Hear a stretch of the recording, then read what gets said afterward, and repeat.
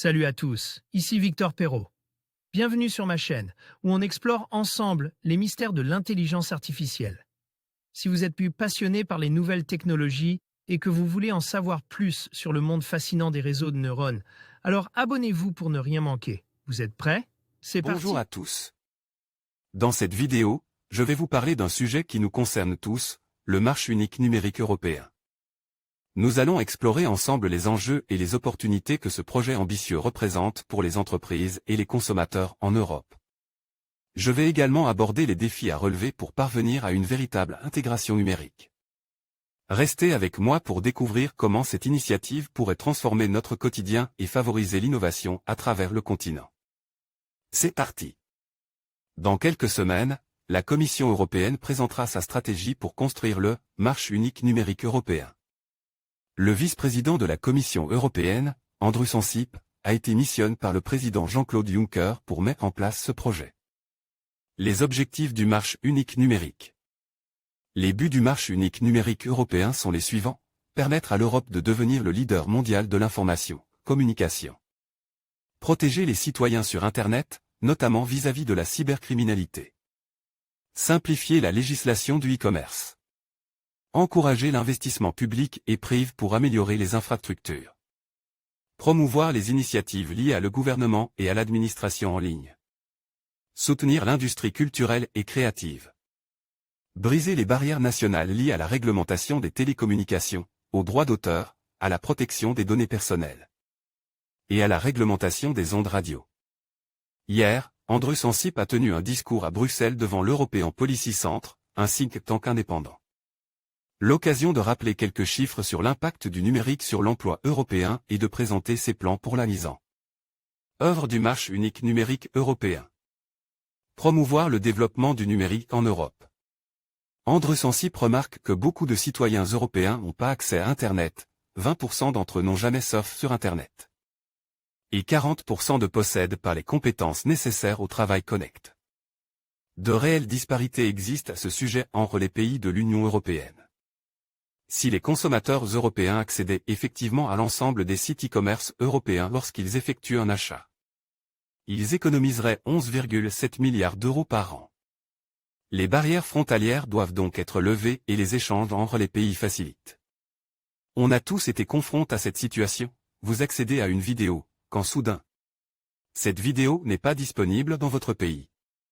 Le géoblocage doit être levé en Europe. Une vidéo disponible dans l'un des 28 pays de l'Union européenne devrait être accessible partout en Europe. L'impact du numérique sur l'emploi européen. L'impact du numérique sur les emplois est un sujet majeur. Certains sont détruits, d'autres créés. Des professions apparaissent, d'autres disparaissent. Andrus Ansip cite notamment une étude de l'Institut McKinsey, qui montre qu'en 15 ans en France, 500 000 emplois ont été détruits à cause d'Internet, alors que 2 millions d'emplois ont été créés grâce à Internet. Au niveau mondial, une autre étude montre que pour un emploi détruit dans les PME à cause des nouvelles technologies, 2,6 emplois étaient créés en parallèle. La balance est positive, bien que les emplois créés soient différents des emplois détruits, il ne faut pas l'oublier. Les startups et les jeunes entreprises génèrent 50% des créations de postes. Aider les startups à se développer doit faire partie des priorités de l'Europe. Si vous êtes une jeune entreprise et que vous recrutez, sachez que vous pouvez publier vos annonces gratuitement sur Region Job. Jusqu'à présent, la digitalisation des entreprises européennes a été trop lente, les nouveaux moyens d'analyse et de communication sont encore trop peu utilisés. L'étude de la Commission européenne sur les avancées numériques des pays européens est disponible ici. Andrus Ansip pointe également du doigt un problème majeur, la pénurie des talents. On estime qu'en Europe, le secteur des TIC crée 120 000 nouveaux emplois par an. Mais pour occuper ces postes, il devrait manquer 800 000 professionnels, S qualifie, E1S d'ici 2020. Une meilleure gestion des données, en reprotection et analyse. Enfin, la protection des données et leur bonne utilisation par les entreprises est l'un des sujets majeurs des prochaines années selon Andrus Ansip. Ceci implique deux choses: la formation des professionnels directement concernés, data miners, scientistes, et indirectement concernés. Mais aussi la nécessaire mise en place d'un cadre réglementaire pour protéger les données des internautes et des adeptes des objets. Connect, qui sont de plus en plus nombreux. Si le big data n'est toujours pas une réalité en Europe, 50% des grandes entreprises européennes disent qu'elles ne sont pas prêtes. Pour l'analyse de nombreuses données, le secteur croît énormément, 40% par an. Ceux qui conçoivent et développent des applications seront également très recherches dans les prochaines années. Ils représentent 1,8 million d'emplois en 2015, ils seront 4,8 millions en 2018. De belles perspectives pour les professionnels dans le numérique. Mais le secteur devra être accompagné scrupuleusement pour pleinement favoriser l'emploi, formation de qualité, cadre législatif réfléchi et infrastructures suffisamment performantes pour permettre aux données de circuler librement. Voir les formations, trouver une formation digitale, voir les offres d'emploi, trouver un emploi dans le digital.